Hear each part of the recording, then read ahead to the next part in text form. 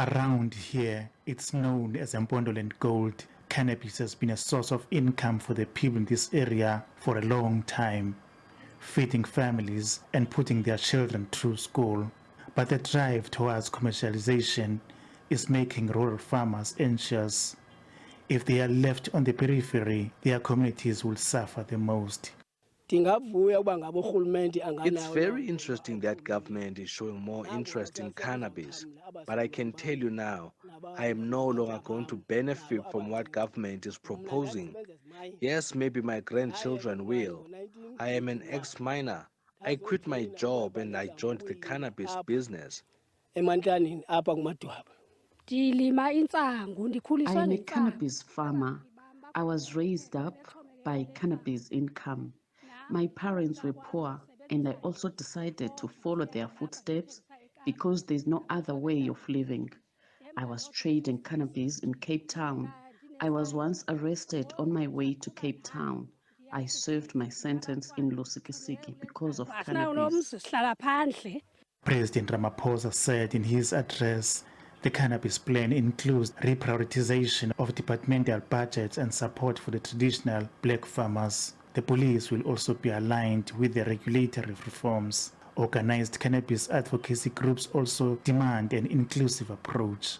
This is where we were before the 2018 ruling, and this is where we are now.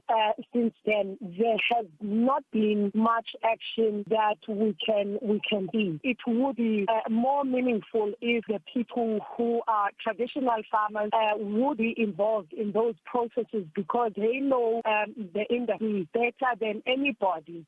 There is also a historic connection to cannabis cultivation in the Eastern Cape. For many here, it's the only thing they know. This is our own hope, our own life. Joblessness and poverty is on the rise. Cost of living is high. I am a proudly cannabis farmer because I got married through the money raised by cannabis. I am looking after 10 school-going children, not mentioning the many great-grandchildren that are also benefiting from the cannabis money. This cannabis is a lifesaver for us here, and we will continue using it as our source of income. The value and benefits of the plant are well known. It also holds spiritual value for some. So I think for me, it's very vital and key, economically and health-wise.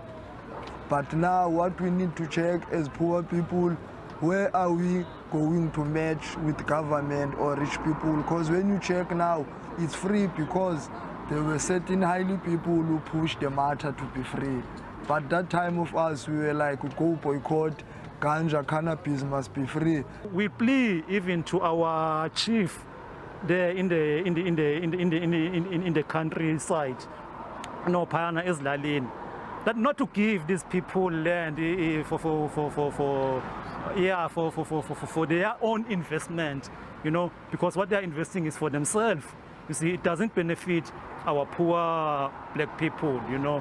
Small-scale cannabis growers also want relevant government department to start engaging rural communities about the forthcoming changes for the industry. Kululeko Nyembezi, SABC News, Mpondoland.